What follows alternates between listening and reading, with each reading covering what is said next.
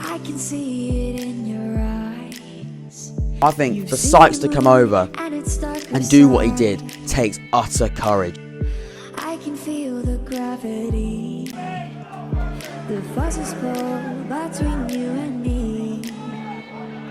Yes, it's true, I'm falling hard for you, but I won't rush this love. Oxford to Cheltenham, then not as far as Bolton by any stretch, with the journey only taking about an hour. That's just over 40 miles via the A40, including a nice trip through the Cotswolds, which actually turned out to be the highlight of the afternoon, to be honest. That and the 5 good burger from John's Food and Drink at half time. By your side, I will be standing here till the end of time. I will be standing here all through the night, till the stars align. Anyway, the players are out for the warm-up as we find our seats here at the Johnny Rock Stadium.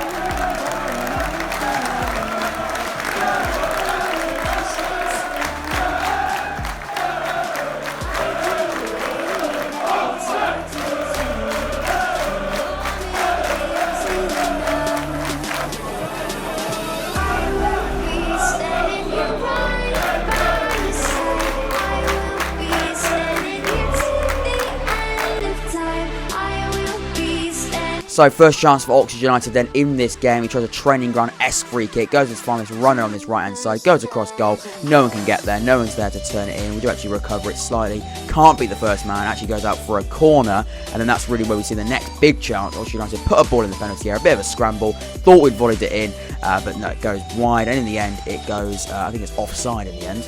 That's actually the view from John's Food and Drink hut at half-time. Great supporters, fantastic away fans for Oxford United this afternoon. And then there it is, and the second half is underway. We'll try and start an attack straight away on this left-hand side for us. But Will Boyle, who was absolutely fantastic this afternoon, shields it out and then can clear it away.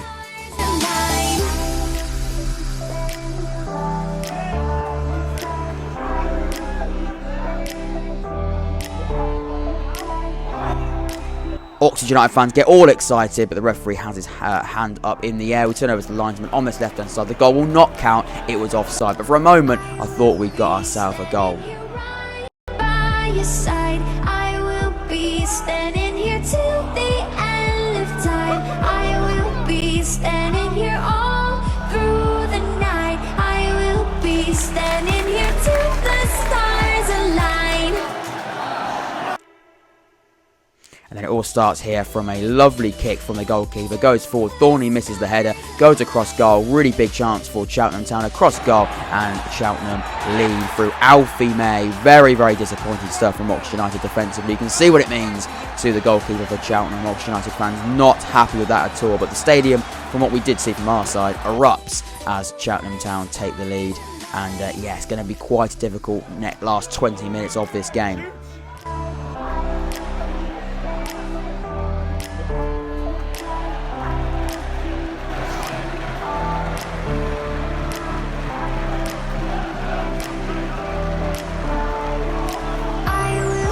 Standing here right by your side, I will be standing here till the end of time. I will be standing here all.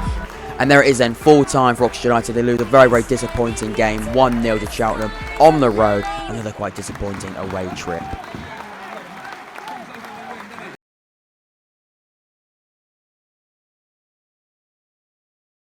Hey everybody, welcome back to the Unfan Podcast and welcome to this match reaction for Oxford United's away trip to Cheltenham Town yesterday. Hopefully you enjoyed that interestingly new format, part of the episode of the podcast. We tried it against Bolton, and you people seem to have loved it. That's going to stay, and if you want to see that to continue throughout the season, hopefully to get more positive and we start actually winning games of football, please make sure you leave a like and subscribe. And in the comments down below, I want to hear from you. Give your thoughts on the game as well, whether you watched it, listened to it, whatever. I want to hear from you. I'll be replying to all of those as well. If you want to see that format of the podcast, Matchday experience at the start for the first 5 minutes of the episode, please make sure you can show and show you want to see that continue by leaving a like and commenting down below. But as it stands, it will stay because I'm thoroughly enjoying it as well. And I think it adds something a little bit different to the podcast. Anyway, back to more podcast terms. We're going to sit down here in the studio, break the game down, discuss it.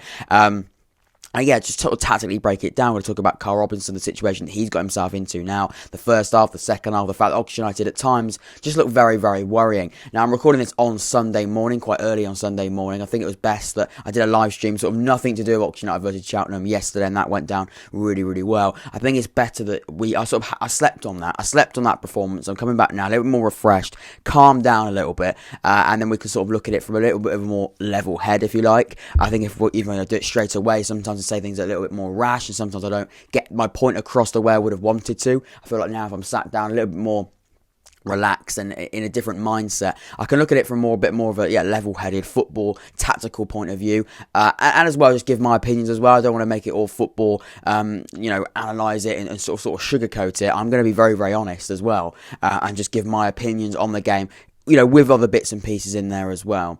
So first of all, though, I've just got to say, fair play to Cheltenham Town, honestly, in that second half. And I'd say throughout the game, you looked very, very good at the back. You took your chance in that second half. After that, we just panicked. I think we went 1-0 down and looked completely out of ideas. But honestly, I thought Cheltenham looked really, really good, especially defensively. Going forward, I thought at times they didn't look fantastic. I won't lie, but I thought defensively, with Boyle at the back in particular, he looked absolutely fantastic. I think when you play that high line, when you play a three at the back, the way they were playing, they looked very, very solid. And playing with that three at the back with those attacking fullbacks as well, it allowed them just to get forward and then really, really expose us. And looked very, very good down the flanks as well. A lot of the football was happening down those flanks, especially from a Cheltenham perspective. I thought defensively, they looked generally very, very strong. And you can see why they've won games this season. And today, and yesterday, sorry, they looked absolutely phenomenal. I thought they looked very, very good defensively. But that's no excuse, I don't think. I think Oxford United really could have combated that. I think we really could have done something about it if we played the way that we should have played, but we didn't. We looked lost at times. We generally did look lost. We had a few chances in that first half. Sykes maybe could have done better with a couple of chances he had in that first 45. But generally, I thought Oxford United, we didn't really create too much. We had a lot of the ball in terms of possession stats. We absolutely dominated them. I think I've got the possession stat just here. We had 53% possession throughout the entire game. In that first half, we probably had about 70% possession. In fact, I probably could tell you about that first half and what we had. To be fair, we had 52% possession and then 53% possession, so pretty average throughout the entire thing. It felt like we had 70% possession, but no, we only did have over 50 in both halves, which does prove we did dominate possession in the both halves and across the 90 minutes. But just from looking at that, we had the ball. We just didn't really do too much with it. In fact, we didn't do anything with it, and that's the worry we have. We can have the ball, but it's about breaking these teams down. And we've had this problem actually really since Karl Robinson has come in. We know he likes to play with the ball. We know he likes to play with a possession game of football. I'm pretty sure he brought a stat when we played Wickham a few years ago, and they looked at the whole season. We had the average highest possession stats across the entire season. But it's about what you do with it. You can have all the ball in the world, but you saw how Wickham played against us on Saturday. They pretty much didn't have any of the ball once again. However, when they did have the ball, they did look dangerous. They didn't win the game, but they did look dangerous. Whereas today, it was exactly the same. Cheltenham they knew they didn't really have to have the ball. They knew Oxford United were going to have the ball. That's the way we play. But they then changed in that second half tactically, and then we looked absolutely... We looked like we just didn't have a clue what we were doing. It literally looked like we were getting on the field and we were like, right, we're going to do the exact same thing again. We knew it didn't work in the first half. We're going to just do it again. And then it was similar to, again, that Blackpool game in the playoffs. And we lost 3-0 at home, where we just sort of had a plan A, but we didn't actually better the plan. We were trying to, I think we're trying to better the plan A, where we could have just changed to maybe plan B, but we didn't change it. And Karl Robinson, again, has that sort of in him. It does that sort of, I guess, is it stubbornness? I'm not entirely sure, but that sort of thing in him where he goes, I'm not going to change it. We're going to work with plan A until it gets us there. But sometimes it doesn't get us there. And yes, there's an example where we did have a plan, but that plan didn't work and we refused to change it. That was similar to the subs as well, which we'll come on to in just a second. I mean, that first half, in my opinion, just generally, I'll describe it probably as okay, and we can probably deal with it, and we can only deal with it really if you go into that second half, start really strong and go on and win the game. But that first half, going into half-time 0-0 from a Cheltenham perspective, that is every confidence they need. Their manager in there is probably saying to them, look, this game's 0-0, you've got the home fans, you're shooting towards the home fans in the second half. You've proven this game how good you look defensively. If you can just change it and be better yourself offensively and look better going forward, you will win this game. And that's probably what he was saying to them. And then they made a tactical switch as well. And Karl Robinson, after the game, admitted to knowing they made a tactical switch, because, I mean, as fans, you probably don't know that all these different things. At the end of the day, you're caught up in the emotion, you're just watching the game. But Karl Robinson, as the manager, he admitted to seeing that they did make a tactical change, and he then thought that the idea was we were going to play long ball. We'll come on to that in just a second, but that was one of the worst tactical decisions I think I've ever seen a manager make, because we're playing long ball for 45 to the 70th minute with Matty Taylor. We'll come on to that in just a second, but that on its own absolutely worries me. So again, and I'm coming on to subs as well. We'll come on to the subs now. We made our first sub in the 72nd minute. It was 2 subs. We brought on Holland and we brought on Danadji. But that is where we were playing. I think we were playing this sort of like long ball, get it to our centre halves who just started just pinging these sort of like David Beckham, Perler-esque hopeful balls. None of them actually, pulled it off like David Beckham. I mean, they were just hopeful lumps forward, really. If they got to the player, they would have been absolute purlers, but none of them did, really. With Matty Taylor up front until the 72nd minute, and Matty Taylor sometimes, I think Karl Robinson again admitted this himself after the game, he said that sometimes, Matty Taylor does get caught up in it, and he does start maybe coming a little bit deeper to try and look for the ball. Obviously, when he comes deeper to try and look for the ball, he's not in the penalty area, so he's not, he's not in the chances. And everyone that's saying, "Oh, Matty Taylor's the reason why we're not winning games of football," according to the stats, we didn't have actually one big chance in that entire game. I can tell you, so Matty Taylor did not have a big chance in that game that I think he should have tucked away. So we can moan about Matty Taylor not scoring goals, but if we're not going to create any chance of Matty Taylor, then there's no point in blaming him for the reason why we're losing games of football. He's not the reason why we lost the game, by the way. The reason why we lost the game was, again, because you saw the goal. It was in the Matchday experience. I actually got it on camera. I mean, it came from the goalkeeper having the ball. He kicked it forward. Thornley missed. It looked like he missed the header or missed it, and he got spun round. He looked like he got a little bit bullied, if you like. And he came round, ran past him, go cross goal, and then May's there to tuck it into the back of the net. And that is annoying and it is frustrating that only one error for Thornley and one error that our centre-halves have made, was the reason why we lost the game. That is very, very disappointing, because there's a few chances where we could have capitalised on a few errors that their defence made, but we didn't. And that's football, isn't it? That is football. Sometimes you've just got to... they looked like they wanted it more, really, and that's football as well. They looked like they wanted it more. They looked like they were going to get there before Thornley, and they did, and they scored from it. And that is where we're a little bit, where we're just a little bit behind everyone else. We look a little bit behind everyone else, and for a team that's just been promoted into League One, that again is very, very worrying. And that is a difficult time to play these teams like Cheltenham, Cambridge, and Bolton. I think it was Karl that said that as well. It's a difficult time to play them, because especially at home for them and away for us, because they're in front of their own fans. They've been promoted. They're in League One. They're pumped. They're excited. They're up for these games. But ultimately, you can be pumped. You can be pumped up all you like. But ultimately, you've got to be better than them on the day. And if you're better than them, you'll win the game of football. If you play better than them on the day, you will win the game. So it doesn't matter how pumped and excited they are. Maybe they might increase their level up to this bit with that extra bit of excitement. But then that's where you've got to go, well, we're better than them anyway, so we've got to up our game to that level. And then you'll beat them either way. So I think that's a very, very weak excuse, if that's any excuse. I think it's not an excuse. It's a very, very weak one. But I understand that perspective to a degree, really. And then, coming on to these long balls, and we'll comment on that in just a second, but then we made the substitutions. We brought on Holland and we brought on Danadji. And Danadji came on for Matty Taylor, who went up front, and then we had Nathan Holland, who came on for the other winger. I can't remember. No, it was Gorin, came on, wasn't it? And then someone tucked inside, I believe it was James Herring. I don't know how we looked in that second half. We had all the wingers on the pitch. We took Alex Gorin off.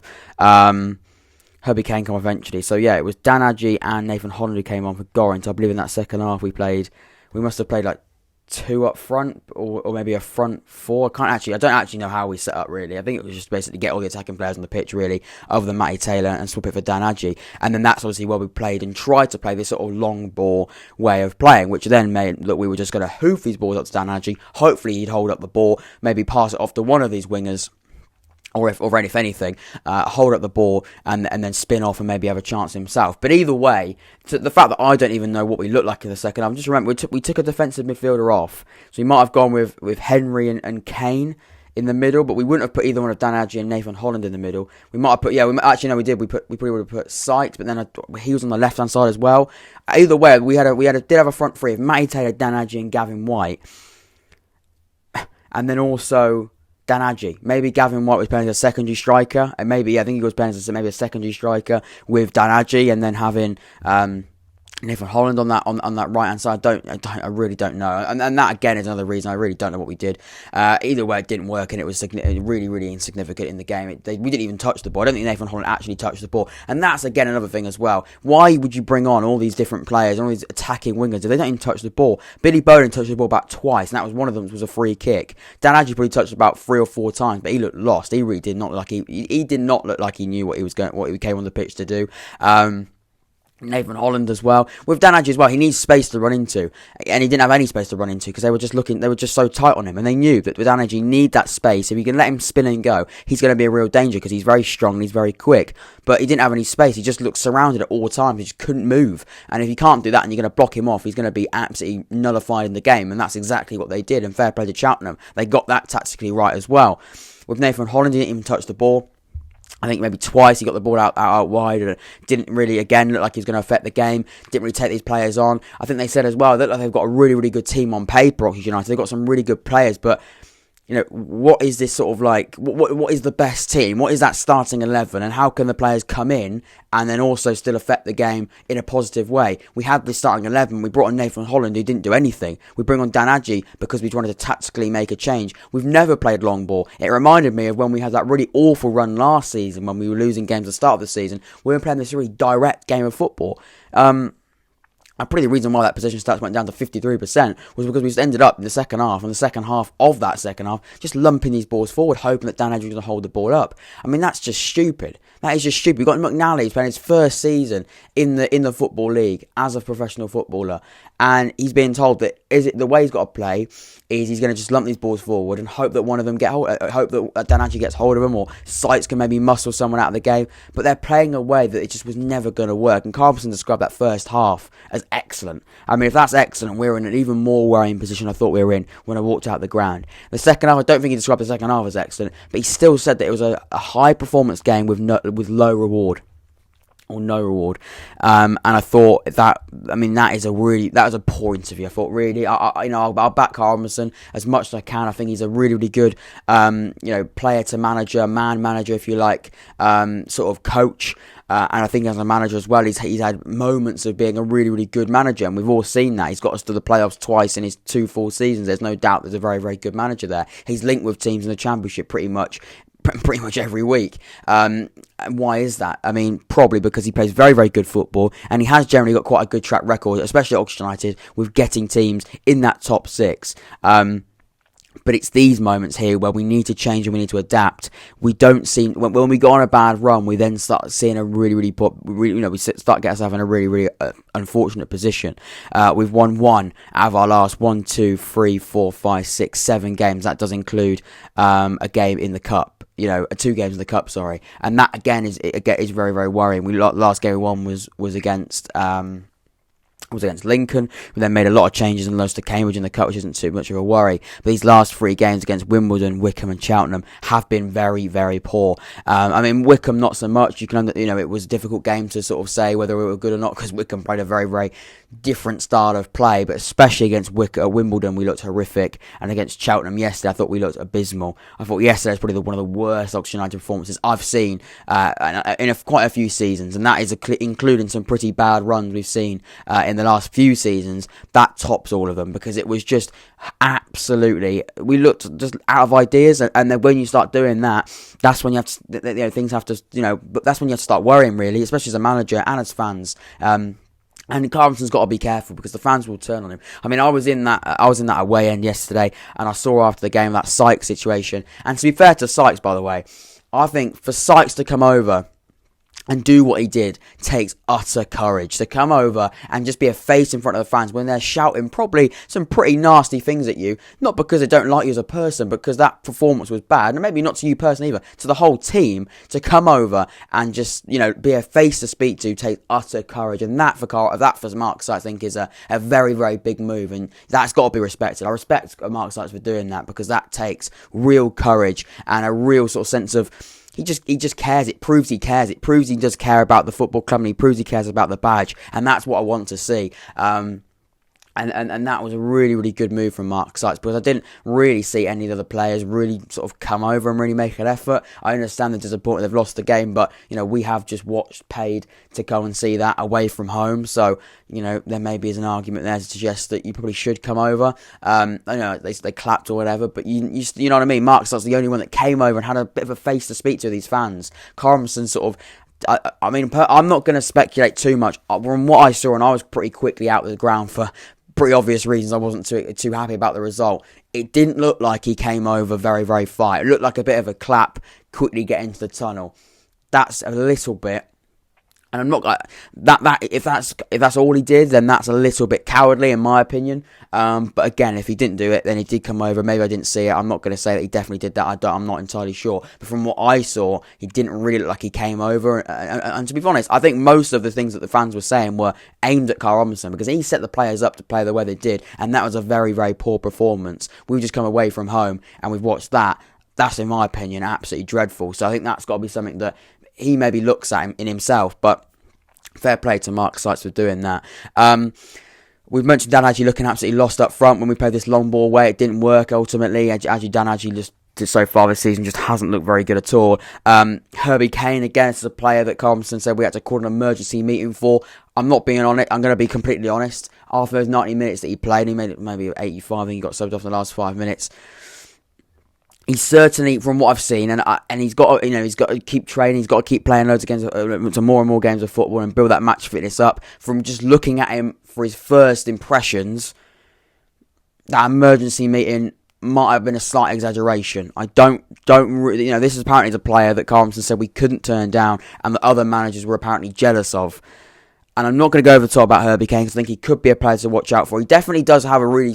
There's a few passes that he did look quality. But as a player that's going to impact the game straight away in midfield, he didn't look unbelievable. He looked pretty average, I thought. But that was probably because that probably was mainly because we lost the game. We just didn't look great. In a better side, playing better football, maybe you can see more of him, and hopefully we will, and I'm pretty sure we will, and I won't judge him after one game, but he certainly did not have a great debut in the league, let's be honest. And Cameron Brannagan missing, by the way, was a massive loss. I don't think that's the reason why we lost at all. I'm not blaming it, but I do think having Cameron Brannagan in there, a little bit of edge, really, a little bit of physicality, a little bit of bite, that could have been the difference. But ultimately, Herbie Kane came in. He had a big game for him. It was a massive chance for him to sort of impress. I don't think he impressed. I think he looked okay at points. I'd say he looked good in points, but overall a very average performance from Herbie Kane. And that does make Karl Robinson, who said that this is a player that we couldn't turn down, look once again a little bit silly. But he could prove out to be an amazing signing, of course. But at the moment, when you look at that, and first impressions is a massive thing, not just in football, but that wasn't a great debut to remember, if we're being honest. The striker situation with Matty Taylor, he does look out of form, but ultimately he's got no chances. We made no big chances in that second half and across the whole game, according to the stats. So can't we blame Matty Taylor too much? Sam Winnall's injured, so no change there. So, ultimately, what can we do? Maybe we could have brought a striker in the summer. We said that centre-forward was an option we could have looked at. Matty Taylor, Karl Robinson was asked after the game whether or not he regrets maybe not dipping in the market, maybe on deadline day or across the summer for a striker. He said obviously no, but he's not going to come in and say yes, he regrets doing it, because, what would that do to Matty Taylor and Sam Winnall and the likes of Dan Adjei, who, by the way, needs to really improve. I think he needs to go and play maybe on that right-hand side or left-hand side, because he's not a centre-forward. But yeah, Sam Winnall being injured again is just poor from a recruitment perspective. I think, again, like I said, Sam Winnall, as a player in there, I keep trying to say it, but it's just losing patience at this point a little bit. Is there really a player in there right now? There was, but is there? Because he just keeps getting injured. We just don't see enough of him. He can't get a run of form. I think it maybe is time for Sam Winnall to maybe look at himself and go, And from what we've seen, he has scored goals at other clubs, but let's be honest, he has not done it here at Oxford United. Again, it just is very, very frustrating. We just don't see enough of him, so we can't really comment too much on him. I still don't really know what Sam Winnow is really like as a player, because I just haven't seen him. He's never there. And that isn't his fault. I'm not blaming him on injuries or whatever. You can't help it. Injuries are in football, and you're very, very unfortunate to get them. But ultimately, from a recruitment perspective, if you've got a player that has that sort of injury record, and he did have an injury record, just stay away. I think, sometimes you can take a bit of a risk, but we take too many risks, I think. Why would we bring players in that are just constantly injured? It just doesn't make sense. It's a waste of a signing. But I understand it's not his fault, but ultimately it just is very frustrating from a fan perspective and from a football club perspective, really. We spoke about Karl Robinson not really coming over from what I saw. Very, very minuscule moments in the game. Of course, it's after the game, but those are different things that when fans pay to watch games away from home, you expect a little bit more from the players and the fans. From the players and the manager. The fans didn't see that, and that's worrying. Other than Mark Sykes and the players, obviously just clapping, which is fair enough. It's more the manager. He has to come over, in my opinion, and just just be honest to himself, really. And after the game, just be a little bit more honest. I understand. Sorry, you've just got to back your players, and I understand that. I completely get it, but sometimes you just have got to be a little bit more than that, and it just wasn't. Karl Robinson interview, he blamed a bit of it on emotion for the fans. I just don't know. I honestly don't see that emotion. I don't think we can be playing games of football in League One on emotion. Apparently, because we were going backwards at times, and apparently the fans were getting on the back and changed the way we play. I mean, look, let's be honest. This is a joke, isn't it, really? I mean, this is a manager that ultimately, and pretty much every manager was saying, we want fans back in. Now the fans are back in, we're saying that we're blaming things on emotion because of the supporters. And then linking on to that, from what I saw in that away end, I think it probably is a few more bad results like that, and they will not. I don't think the fans, myself included, will take too much of that. I've sat down with Karl Robinson, be that via Zoom, and we've spoken about it, and we've spoken to him. I've interviewed him, I've chatted to him on the radio, whatever. You can go back and I don't think I'll go back and watch it. I'm pretty sure it's expired on BBC Sounds now. But I sat down, I did it, I spoke to him, whatever.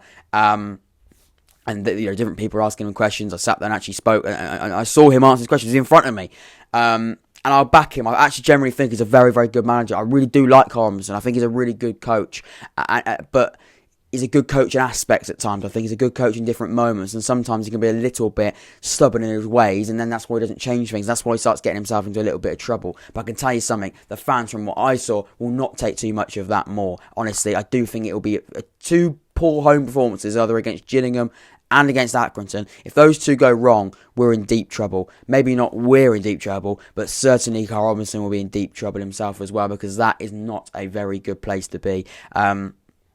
I thought we were very, very bad yesterday, abysmal at times, and that's very, very worrying. Hopefully, like I said, with these two next big home games, we need performances, we need points, because we are slipping away. We're going to be looking down instead of looking up, and that's when you start getting yourself into a whole lot of trouble. Hopefully, I've gone through everything. I've tried to sort of try and do it in a more structured way. I've got notes here, because there's a lot I wanted to get through and make sure I said everything. I understand as well, this has been quite a negative episode of the podcast. Hopefully, we can start winning games away from home. We can start doing that as well. If you haven't watched yesterday's live stream where we ranked every team's best player on paper live as a tier list, it's like an hour long, but it's a cracking episode of the podcast. Thoroughly enjoyed it. Please make sure you do that as well. I've been Jack. This has been the Unfan Podcast. Take care, stay safe, and I'll see you all very, very soon for another episode. And yeah, take care.